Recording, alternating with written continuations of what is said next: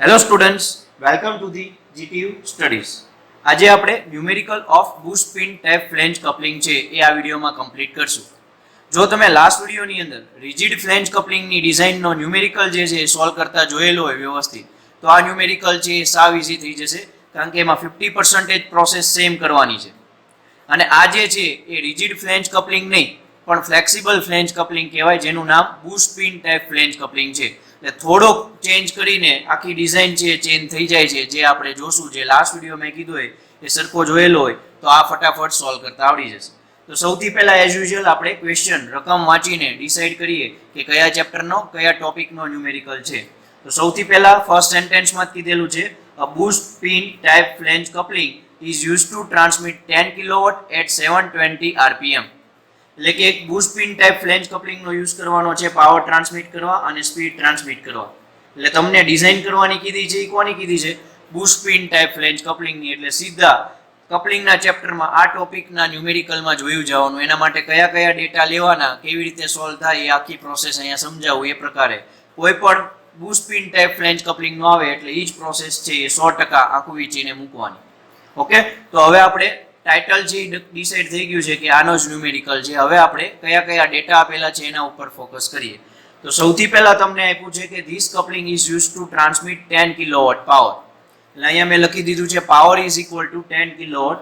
એને SI યુનિટમાં transfer કર્યું એટલે એ થઈ જશે 10 ઇન્ટુ 10⁻³ વોટ. પછી આપેલું છે કેટલી સ્પીડે પાવર ટ્રાન્સમિટ કરે છે? At 720 rpm. એટલે સ્પીડ આપી દીધી છે, જેને આપણે કહી દઈએ કેપિટલ N, 720 rpm. પછી આપ્યું છે the design torque is 150% of the rated torque. એટલે ડિઝાઇન કરતી વખતે જે ટોર્ક યુઝ કરવાનો છે એ રેટેડ ટોર્ક જે મળે એની કરતાં 150%, 150% જેટલો લેવાનો. એનો મિનિંગ આ જે છે ને એ તમને એક ફેક્ટર આપેલો છે, એ લેવાનો છે KA તરીકે. એ થશે તમારો 1.5. જે તમને મીન ટોર્ક મળે, જે લાસ્ટ વિડીયોમાં જો જોયો હોય તો યાદ જ હશે, એને 1.5 કરશો એટલે મેક્સિમમ ટોર્ક, ડિઝાઇન ટોર્ક મળી જશે. While the keys have square cross section, જો તમને અહીંયા keys have square cross section નો કીધું તો આપણે એ જ લેવાનું છે, ફિક્સ છે કપલિંગ માટે. Okay, if the number of buses is 4, number of buses એટલે કે એને આપણે સ્મોલ n કહી દઈએ તો small n is equal to થઈ જશે 4. Design of the coupling using the following stresses. આખા કપલિંગના જેટલા પાર્ટ્સ છે એના ડાયમેન્શન મેળવવાના છે. આ જે સ્ટ્રેસ આપેલા છે, permissible stress for all materials, all parts, એનો યુઝ કરીને જવાનું છે. એમાં સૌથી પહેલા આપ્યું છે for shaft and key material. એટલે કે શાફ્ટ અને કી જે મટીરિયલમાંથી બનેલી છે એના માટે એલોએબલ સ્ટ્રેસ આપેલા છે. પહેલા શિયર સ્ટ્રેસ આપેલો છે, એટલે અહીંયા મેં લખી દીધું છે શાફ્ટ અને કી માટે સેમ જ છે, એટલે tau S is equal to tau K. કેટલો આપેલો છે? 66.77 ન્યૂટન પર mm². અને આપણે ન્યૂટન પર mm² માં જ જોતો છે, યાદ રાખજો. મેગા પાસ્કલમાં આપ્યો હોય તો ન્યૂટન પર mm² માં કન્વર્ટ કરી દેવાનો, સેમ વેલ્યુ જ રહેશે. પછી આપેલું છે for pin material, sorry shaft અને કી મટીરિયલ માટે ક્રશિંગ સ્ટ્રેસ આપેલો છે સિગ્મા સી. તો અહીંયા મેં લખી દીધું સિગ્મા CS એટલે કે ફોર શાફ્ટ અને સિગ્મા CK એટલે કે ફોર કી 200 ન્યૂટન પર mm². પછી આપેલું છે પિન મટીરિયલ માટેનો શિયર સ્ટ્રેસ અને ક્રશિંગ સ્ટ્રેસ એટલે કે ટાઉ P એ 35 આપેલો છે અને સિગ્મા CP એ 133 આપેલું છે. અને થર્ડ આપેલું છે ફ્લેંજ મટીરિયલ માટેનો tau shear stress. Flange material માટેનો શિયર સ્ટ્રેસ ટાઉ F. અને એ જે ફ્લેંજ માટે થાય ને ઓલવેઝ કોઈ પણ ન્યુમેરિકલ કપલિંગનો, કોઈ પણ ટાઈપના કપલિંગનો હોય, તમારે ફ્લેંજનો જે હોય એ જ હબનો થશે. એટલે ટાઉ H અહીંયા કરી નાખવાનું, is equal to 16.67 newton per mm². અને પછી આપેલું છે permissible bearing press of rubber bushes is 1 newton per mm². જે અહીંયા મેં નથી લખ્યું, એને આપણે કહી દઈએ પરમિસિબલ બેરિંગ પ્રેશર અથવા બેરિંગ સ્ટ્રેસ. જે કીધું એ PB કહેવાનું એને, અને એની વેલ્યુ આપી છે 1 ન્યૂટન પર mm². જે આપણે જ્યાં યુઝ કરવાનું થશે ત્યાં લેશું. તો હવે આપણને ડેટા ગિવન છે ક્લિયર થઈ ગયા છે. તો હવે આપણે ન્યુમેરિકલ સોલ્વ કરવાનું સ્ટાર્ટ કરીએ. પણ ફરીવાર રિપીટ કરી દઉં, લાસ્ટ વિડીયોમાં રિજિડ ફ્લેંજ કપલિંગની જો ડિઝાઇન સારી રીતે કરી હોય તો તમને જે 50% સ્ટેપ છે એ તો એના જ આવે છે, એટલે એ તો એટલીસ્ટ ડિઝાઇન આવડતી જશે. જેમાં તમને યાદ હોય તો આપણે ફર્સ્ટ સ્ટેપ જે ડિઝાઇન ઓફ શાફ્ટ કરવાની છે એની પહેલા શું ફાઇન્ડ કર્યું હતું? ઇનિશિયલ સ્ટેપ તરીકે મેક્સિમમ ટોર્ક ફાઇન્ડ કર્યો હતો. એટલે કે ઇનિશિયલ સ્ટેપ તરીકે તમારે મેક્સિમમ ટોર્ક, જેને ડિઝાઇન ટોર્ક કહેવાય, એ ફાઇન્ડ કરવાનો છે. તો ડિઝાઇન ટોર્ક સૌથી પહેલા નહીં મળે, તમને મળશે મીન ટોર્ક, જે પાવરના ઇક્વેશનથી મળે. એ તમને હવે આઈડિયા હોવો જોઈએ. તો અહીંયા મેં પાવરનું ઇક્વેશન મૂકી દીધું 2π nt/60. એમાં જે આ ટી છે એ છે તમારો મીન ટોર્ક, જે તમારે આમાંથી ફાઇન્ડ કરવાનો છે. એટલે મીન ટોર્કને તમે સબ્જેક્ટ બનાવો તો એ થઈ જશે ઇક્વેશન 60 ઇન્ટુ પી અપોન 2 પાઈ એન. એમાં પી આપેલો છે પાવર અને સ્પીડ એ આપેલી છે, એટલે ખાલી વેલ્યુ મૂકો એટલે 60 into 10 into 10 raise to 3 upon 2 into pi into જે સ્પીડ આપેલી છે 720 એ મૂકો એટલે તમને મીન ટોર્કનો આન્સર મળી જશે 132.63 ન્યૂટન ઇન્ટુ મીટરમાં મળશે, કારણ કે ટોર્કનો એસઆઈ યુનિટ છે એ ન્યૂટન ઇન્ટુ મીટર હોય. તો આના ઉપરથી હવે તમારે પહેલા શું કરવાનું હતું, મીટર જ્યાં પણ આવે મશીન ડિઝાઇનમાં, ડિઝાઇન ઓફ મશીન એલિમેન્ટ્સમાં કે કોઈ પણ ડિઝાઇન રિલેટેડ સબ્જેક્ટમાં ત્યાં મિલીમીટરમાં કન્વર્ટ કરી જ દેવાનું, કારણ કે બધા ડાયમેન્શન મિલીમીટરમાં જ હોય. એટલે મીન ટોર્ક છે એ સૌથી પહેલા આપણે મિલીમીટરમાં કન્વર્ટ કરીએ તો મીટરને મિલીમીટરમાં કન્વર્ટ કરો એટલે થઈ જશે 10⁻³ ન્યૂટન ઇન્ટુ મિલીમીટર. એટલે આ મીન ટોર્ક મળી ગયો. આના ઉપરથી હવે આપણે ફાઇન્ડ કરવાનું છે મેક્સિમમ ટોર્ક. તો મેક્સિમમ ટોર્ક અને મીન ટોર્ક વચ્ચેનું રિલેશન છે એ ફિક્સ છે, યાદ રાખજો. મીન ટોર્ક ઇન્ટુ કે કરો એટલે મેક્સિમમ ટોર્ક મળી જાય. કે એટલે એ ફેક્ટર આપેલો જ છે કે મીન ટોર્ક કરતા કેટલા ટાઈમ્સ કેટલા ગણો છે એ મેક્સિમમ ટોર્ક હોવો જોઈએ. જે ફેક્ટર આપ્યો છે 1.5 150% એટલે કે 1.5 મીન ટોર્ક 132.63 ઇન્ટુ 10⁻³ આનો આન્સર લાવો એટલે તમને મળી જશે 198.94 ન્યૂટન ઇન્ટુ 10⁻³ રહેશે આમ નામ ન્યૂટન ઇન્ટુ મિલીમીટર. આ તમારો મેક્સિમમ ટોર્ક. અહીંયા ફરી વાર લખી દો એટલે યાદ રહે આ મેક્સિમમ ટોર્ક. જે આગળ જતા મેક્સિમમ ટોર્કની વેલ્યુ યુઝ કરશું, મીન ટોર્ક નહીં. એટલે હું એને બોક્સ કરી દઉં. આગળ જ્યાં ટોર્ક છે આવે ત્યાં મેક્સિમમ ટોર્ક યુઝ કરવાનું. ઓકે, હવે આપણે ફર્સ્ટ સ્ટેપ સ્ટાર્ટ કરીએ. જે લાસ્ટ વિડીયોમાં હતું તે રીતે જ તે, એટલે હવે પ્રોબ્લેમ ન આવવો જોઈએ. જેનું હેડિંગ હતું ડિઝાઇન ઓફ શાફ્ટ. જે હવે ફટાફટ તમને આવડતું હોય એટલે આપણે આગળ વધીએ. તો ડિઝાઇન ઓફ શાફ્ટ, શાફ્ટ જે વર્ક કરે એ પ્રમાણે ત્યાં ટોર્ઝનલ શીયર સ્ટ્રેસ પ્રોડ્યુસ થતો હોય એટલે ટાવ એસ નું ઇક્વેશન યુઝ કરવું પડે. જે શું આવે 16 into T max upon pi D cube. જેમાં આપણે ડાયામીટર ઓફ શાફ્ટ ફાઇન્ડ કરવાનો છે એટલે આપણે આની અંદર ડી ક્યુબ ને સબ્જેક્ટ બનાવશું. એટલે ઇક્વેશન થઈ જશે 16 into T max upon pi into tau S. હવે ખાલી વેલ્યુ મૂકવાની છે. ટી મેક્સ છે તમારી પાસે, હા હમણાં જ આપણે ડિરાઈવ કર્યું 198.94 ઇન્ટુ 10⁻³ અપોન પાઈ 3.14 લઈ શકો. ટાવ એસ એટલે allowable shear stress for shaft material જે આપેલો છે શાફ્ટ મટીરિયલ માટે ટાવ, એટલે કે ટાવ એસ થી 66.77 આપેલો જ છે. હું તમને આ એકવાર રકમમાં બતાવ્યું, હવે તમે ખાલી ઓબ્ઝર્વ કરીને મૂકી શકો છો. 66.6 અહીંયા સોરી નીચે 66.67 જે આપેલું છે. બસ તો આને સોલ્વ કરો એટલે ડી ક્યુબ નો આન્સર મળશે અને ડી ક્યુબ નું થર્ડ રૂટ લેશો એટલે કે ઘનમૂળ લેશો એટલે ડી નો આન્સર મળી જશે 24.77 mm. તો આ થઈ ગયો તમારો ડી નો આન્સર. બટ કોઈ દી ડાયામીટર ઓફ શાફ્ટ પોઈન્ટમાં નહીં આવે. ફરી વાર રિપીટ કરીએ એટલે એના પછીનો જે રાઉન્ડ ફિગર હોય લેવાનો. પણ રાઉન્ડ ફિગરમાં પણ બને ત્યાં સુધી ઓડ નંબર સિલેક્ટ નથી કરવાનો. એટલે આપણે ઇવન નંબર સિલેક્ટ કરી લઈએ. આના પછી સીધો ઇવન નંબર કયો આવે 26 mm. એટલે ફાઇનલી ડાયામીટર ઓફ શાફ્ટની વેલ્યુ થશે ડાયામીટર 26 mm. એને બોક્સ કરી દો એટલે આઈડિયા રહે. એટલે આ ફર્સ્ટ સ્ટેપ થઈ ગયું. હવે આપણે સેકન્ડ સ્ટેપ ફાઇન્ડ કરીએ. જે શું હતું ડિઝાઇન ઓફ કી, એટલે કે કીના ડાયમેન્શન ફાઇન્ડ કરવા.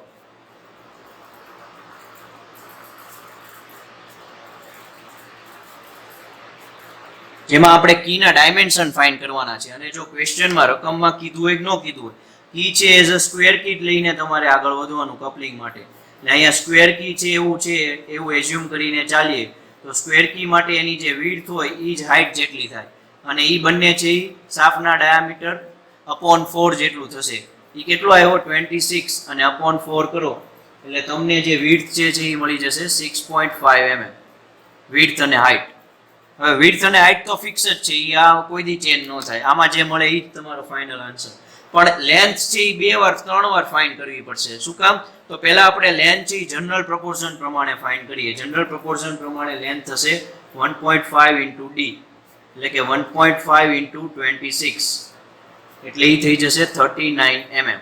એટલે લેન્થ તમને મળશે જનરલ પ્રપોર્શન પ્રમાણે, સ્ટાન્ડર્ડ પ્રપોર્શન પ્રમાણે 39 mm. પણ આ લેન્થ કરેક્ટ આવી કે ઇનકરેક્ટ એ તમારે બે કન્ડિશનથી ચેક કરવાનું છે. પહેલા તમારે ક્રશિંગથી ચેક કરવાનું છે, ક્રશિંગ ઓફ ધી કીના કારણે લેન્થ ફાઇન્ડ કરવાની છે, અને પછી તમારે શિયરિંગના કારણે. તો ક્રશિંગ સ્ટ્રેસનું ઇક્વેશન કોના માટે, કી માટે શું આવે, જે લાસ્ટ વિડીયોમાં હતું એ જ 4T max upon DHL. Value છે જ આપણી પાસે 4 into T max. T max આપણને કેટલું મળ્યું હતું, 198.94 into 10⁻³ upon DHL. D મળ્યો 26, H મળ્યું 6.5 અને L તમારે આમાંથી ફાઇન્ડ કરવાનો છે. Sigma C crushing stress for key material. તો કી મટીરિયલનો ક્રશિંગ સ્ટ્રેસ આપણે રકમમાં તમે જોશો ફરીવાર એટલે આપેલો જ છે 200. એટલે અહીંયા મૂકી દઉં છું 200 જેટલું. ઓકે, તો આમાં તમારે L ને સબ્જેક્ટ બનાવવાનો છે. આમાં તમે L ને સબ્જેક્ટ બનાવો, L ને આ બાજુ લઈ જાઓ, 200 ને આ બાજુ લઈ જાઓ, એટલે L નો તમને આન્સર મળી જશે 25.46 mm. અહીંયા એક મિસ્ટેક થઈ છે એટલે મેં રિમૂવ કરી દીધી છે. ખાલી તમારે સબ્જેક્ટ બનાવીને એક જ સ્ટેપ કરવાનું છે, પણ એપ્રોક્સિમેટલી વેલ્યુ લેવાની રાઉન્ડ ફિગરમાં, એટલે નેક્સ્ટ આવશે 26 mm. એ ક્રશિંગ પ્રમાણે જે લેન્થ છે કીની કેટલી રાખવી પડે એવું છે 26 mm. હજી આપણે ફાઇનલ લેન્થ નથી પહોંચ્યા. હજી આપણે એક કન્ડિશન ચેક કરવાની છે શિયરિંગ ઓફ ધી કી પ્રમાણે. એટલે કે shearing of the key consider કરીને લેન્થ ફાઇન્ડ કરશું. એટલે કે શિયર સ્ટ્રેસનો યુઝ કરશું. શિયર સ્ટ્રેસ ઓફ કી એટલે કે ટાઉ કે, એનું ઇક્વેશન આવે 2T max upon DWL. આપેલા છે બધા data. 2 into 198.94 into 10⁻³ upon D એટલે 26, W એટલે 6.5 અને L આપણે ફાઇન્ડ કરવાનું છે. ટાઉ કે છે એ તમને રકમમાં આપેલો છે કી મટીરિયલ માટેનો શિયર સ્ટ્રેસ. હવે આમાં ફરીવાર તમે L ને સબ્જેક્ટ બનાવો, આને આ બાજુ લઈને L ને સબ્જેક્ટ બનાવો એટલે સિમ્પલી તમને મળી જશે 38.91 mm, 19 mm sorry. હવે આનું રાઉન્ડ ફિગર કરો એટલે થઈ જશે 39 mm. તો લેન્થ આપણે ટોટલ 3 વાર મેળવવાની છે. એક જનરલ પ્રોપોર્શન પ્રમાણે, ક્રશિંગ ઓફ કીના કારણે અને શિયરિંગ ઓફ કીના કારણે. ત્રણેયમાંથી જે વધારે આવે ને તમારો ફાઇનલ આન્સર ગણાય. એટલે અહીંયા આપણે ટાઇટલ આપી શકીએ કે ફાઇનલ ડાયમેન્શન શું નક્કી કરશું હવે કીના, એટલે કે ફાઇનલ ડાયમેન્શન ઓફ કી. તો વિડ્થ અને હાઇટ જે છે એ જનરલ પ્રોપોર્શન મળે એ પ્રમાણે જ લેવાની. એટલે કે W by is equal to H is equal to 6.5 mm fix. પણ L છે એ આમાં 39 મળતો હતો, આમાં 26 મળતો હતો અને આમાં 39 મળે છે. તો ત્રણેયમાંથી વધુ છે એ બે વાર આવે છે. ભલે આવતો જે વધુ હોય ત્રણેયમાંથી તમારો ફાઇનલ લેન્થનો આન્સર કોના માટે, કી માટે. ઓકે, તો આ છે તમારા કીના ડાયમેન્શન ફાઇન્ડ થઈ ગયા. લાસ્ટ વિડીયોની જેવું જ છે, જો તમને યાદ હોય તમને હવે ફટાફટ આવડતું હોય છે. ઓકે, તો હવે આપણે થર્ડ સ્ટેપમાં જઈએ. થર્ડ સ્ટેપ શું છે, ડિઝાઇન ઓફ હબ. જેમાં અગેન તમારે લાસ્ટ વિડીયોની જેમ જ પ્રોસેસ કરવાની છે. પહેલા હબના ડાયમેન્શન ફાઇન્ડ કરવાના, એટલે કે લેન્થ ઓફ ધી હબ એ કયા પ્રમાણે થશે. તો length of the hub always fix છે, સ્ટાન્ડર્ડ પ્રોપોર્શન જ છે, 1.5 ડી કરવાનું એટલે એ થઈ જશે 39 mm. અને ડાયામીટર ઓફ હબ હોય એ હંમેશા 2 into D જ રહેશે એટલે એ થઈ જશે 52 mm. આ ફિક્સ પ્રોસેસ જ છે. તો હવે એ પ્રમાણે તમારે ચેક કરવાનું છે કે આ ડાયમેન્શન માટે આ જે ડિઝાઇન કરશું આપણે હબની ને આ ડાયમેન્શન જો ફિક્સ કરતું તો હબ છે એ against the shear stress safe રહેશે કે અનસેફ રહેશે. એટલે કે હબનો શિયર સ્ટ્રેસ ફાઇન્ડ કરવાનો છે. ભલે આપેલો હોય એ અવેલેબલ છે, એને તો આપણે ફાઇન્ડ કરીને કમ્પેર કરવાનો છે કે ડિઝાઇન સેફ રહેશે કે અનસેફ. તો હબ છે એ એઝ અ હોલો શાફ્ટ આપણે યુઝ કરીએ છીએ. મેં થિયરિટિકલ વિડીયોમાં સમજાવેલું છે. તો એઝ અ હોલો શાફ્ટ હોય તો એ પર જે ટોર્ઝનલ શિયર સ્ટ્રેસ લાગે એનું ઇક્વેશન થાય 16T max pi d³ into bracket 1 minus k⁴. જ્યાં મેં લાસ્ટ વિડીયોમાં કીધું હતું કે કપલિંગની ડિઝાઇન કરતા હો, ફ્લેંજ કપલિંગની, એટલે k ની વેલ્યુ ઓલવેઝ 0.5 જ લેવાની. કારણ કે k એટલે થાય small d upon capital D. તો અહીંયા જો રેશિયો મેળવો તો કેપિટલ D ને છેદમાં લઈ જાઓ, 2 ને નીચે અહીંયા બાજુ લઈ જાઓ, 1/2 થઈ ગયું 0.5. એટલે k ની વેલ્યુ છે ઓલવેઝ અહીંયા 0.5 જ મૂકી દેવાની. એટલે આપણી પાસે જે ખબર છે એ મૂકી દઈએ વેલ્યુ, અને હવે એને સોલ્વ કરીએ. પાઈ એઝ ઇટ ઇઝ રાખીએ, ડાયામીટર જે મેળવો એનો ક્યુબ કરી દઈએ, ઇન્ટુ બ્રેકેટમાં 1 minus 0.5⁴ કરી દઈએ.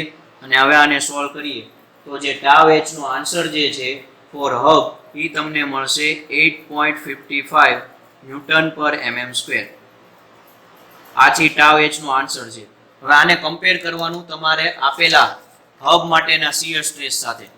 તો હબ માટે શિયર સ્ટ્રેસ કેટલો આપેલો છે આમાં ક્યાંય નહીં મળે, પણ ફ્લેંજ માટે જે આપ્યો એ જ હબ માટે થાય. મેં સ્ટાર્ટિંગમાં કીધું એટલે હબ માટે આપેલો છે 16.66 અથવા 67. તો એ લેસ ધેન છે કે નથી? તો કે yes, it is less than 16.67 newton per mm square. તો એ પ્રમાણે આપણે કહી શકીએ કે હબ છે એ કેવું છે? શેપ છે. કોના માટે શેપ છે? Against the shearing failure. Shearing failure માટે આપણે જે હબની ડિઝાઇન કરી એ શેપ છે. આ થઈ ગયું તમારું થર્ડ સ્ટેપ. હવે ફોર્થ સ્ટેપમાં તમારે ફ્લેંજની ડિઝાઇન કરવાની છે. આ બાજુ અહીંયા લખી દઉં, આપણે એમાં સેક્શન પાડી દઈએ એટલે બંને મિક્સ ન થઈ જાય. ફોર્થમાં તમારે શું ફાઇન્ડ કરવાનું છે? જેનું હેડિંગ શું છે? Design of flange. એટલે કે ફ્લેંજની ડિઝાઇન કરવા માટે પહેલા, જો તમે લાસ્ટ વિડીયો જોયો હોય તો એ પ્રમાણે પહેલા ફ્લેંજના બેઝિક ડાયમેન્શન તમારે ફાઇન્ડ કરવાના રહેશે. તો ફ્લેંજના બેઝિક ડાયમેન્શન માટે જનરલ પ્રોપોર્શન અવેલેબલ છે.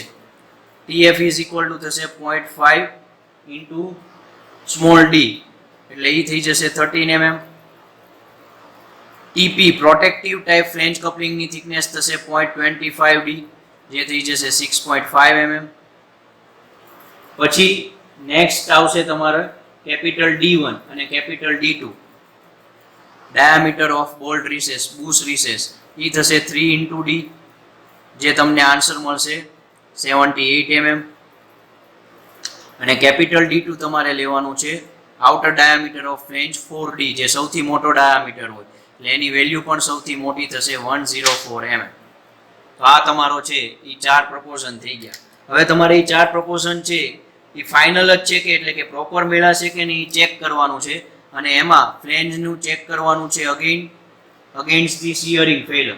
એટલે ફ્લેંજ માટે પણ શિયર સ્ટ્રેસ ફાઇન્ડ કરવાનો છે જેનું ઇક્વેશન આવશે 2T max upon pi capital D square into TF.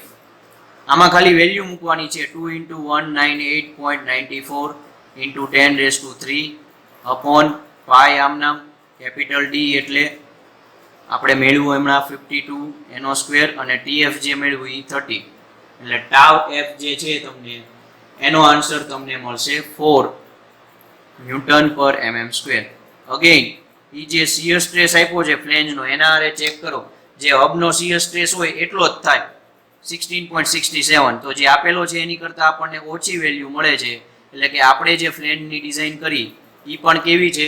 Safe થશે. એટલે અહીંયા તમારે ખાલી લખવાનું છે design of flange is safe against the shearing failure. એ લખો તોય વાંધો નહીં, ન લખો તોય વાંધો નહીં. ઓકે, તો આ પ્રમાણે આપણે સોલ્વ કર્યું. હવે આપણે જોવાનું છે નેક્સ્ટ એટલે કે આના પછીનું સ્ટેપ જે આવે છે જે અલગ છે. કારણ કે લાસ્ટ વિડીયોમાં જુઓ ને તો એમાં બોલ્ટના ડાયામીટર એટલે કે બોલ્ટની ડિઝાઇન કરી હતી. આમાં બોલ્ટ ન હોય, ફ્લેક્સિબલ બનાવવા માટે ત્યાં બુશ પિન હોય જે બોલ્ટની જગ્યાએ છે એવું કહી શકીએ. એટલે જે ફિફ્થ સ્ટેપ છે એ લાસ્ટ વિડીયો કરતાં અલગ આવશે. અત્યાર સુધી તો સેમ ડિઝાઇન જ હતી. એટલે લાસ્ટ વિડીયો જોયો હોય, આ વિડીયો અત્યાર સુધીનો જોયો હોય એટલે ટૂંકમાં ફ્લેંજ કપલિંગની તો ડિઝાઇન મોસ્ટ ઓફ તો તમને આવડી જ ગઈ. પહેલામાં બોલ્ટની ડિઝાઇન અલગથી કરવાની, આમાં પિનની ડિઝાઇન અલગ. તો બોલ્ટની ડિઝાઇનની જગ્યાએ પિનની ડિઝાઇન સ્ટાર્ટ કરીએ. એમાં પહેલું તમારે ફાઇન્ડ કરવાનું છે nominal diameter of bolt. Pin આપણે બોલ્ટની જગ્યાએ પિન જ યુઝ કરવાનું, જેનું ઇક્વેશન આવશે dB is equal to 0.5 d under root small n number of bush એટલે કે 0.5 into small d જે 26 મેળવો ઈ અને bush number of bush આપ્યા હતા 4. તો એ પ્રમાણે તમે જશો એટલે આ તમને મળશે 6 mm. રેડી? સોરી, અહીંયા તમને મળે છે 6.3 mm. મેં કેલ્સીની અંદર કરીને જ આપેલું છે. તો આ તમારો થઈ ગયો first diameter, nominal diameter of pin. હવે સેકન્ડ ફાઇન્ડ કરવાનું છે એ છે તમારે સ્ટાન્ડર્ડ નોમિનલ ડાયામીટર છે એ લેવાનો છે. સેકન્ડ પહેલા તમારે આ પોઈન્ટમાં કોઈ દી નહીં રાખવાનું, એને તમારે રાઉન્ડ ફિગરમાં ફેરવવાનું. રાઉન્ડ ફિગરમાં આના પછી 7 આવે તો 7 નથી લેવાનું. મોસ્ટ ઓફ કેસમાં 10 mm જ લેશે. આ એક વસ્તુ યાદ રાખવાની છે એટલે હું અહીંયા બોક્સ કરી દઉં કે નોમિનલ ડાયામીટર જે પિનનો મળે એ 6, 7, 8 કે એવો જ મળતો હોય છે લગભગ મોસ્ટ ઓફ ન્યુમેરિકલમાં, જેને 10 તરીકે લઈ લેવાનું. પછી જ સેકન્ડ સ્ટેપ કરવાનું. તો હવે સેકન્ડ સ્ટેપ કરીએ, જેમાં તમારે ફાઇન્ડ કરવાનું છે enlarge portion of pin D1. તો D1 નું ઇક્વેશન જે થશે એ થશે જે આપણે ફાઇન્ડ કર્યું DB, એમાં 4 mm એડ કરી દેવાનું. એનલાર્જ પોર્શન આના કરતા એનલાર્જ હોવો જોઈએ એટલે એ મળી જશે 14 mm, એટલે D1 નો આન્સર રેડી. આવા તે સ્મોલ સ્ટેપ જ છે, કઈ બહુ અઘરું છે નહીં. થર્ડ સ્ટેપ તમારે કરવાનું છે outer diameter of rubber bush, જેને કહેવાય D2.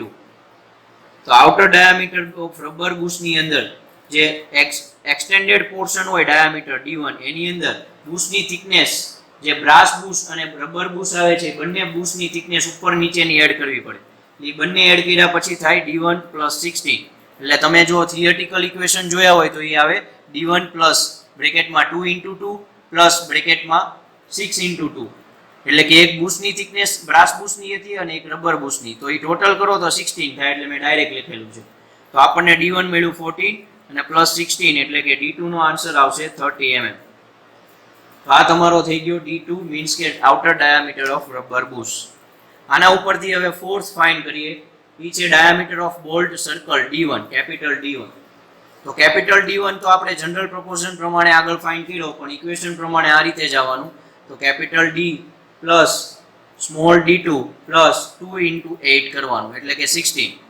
તો કેપિટલ D તો આપણે 52 આવ્યો હતો, પ્લસ D2 કેટલું આવ્યું 30, પ્લસ આ 16 કરો, એટલે એ તમારો આન્સર જે છે એ થઈ જશે 98 mm. તો આ તમારો કેપિટલ D1.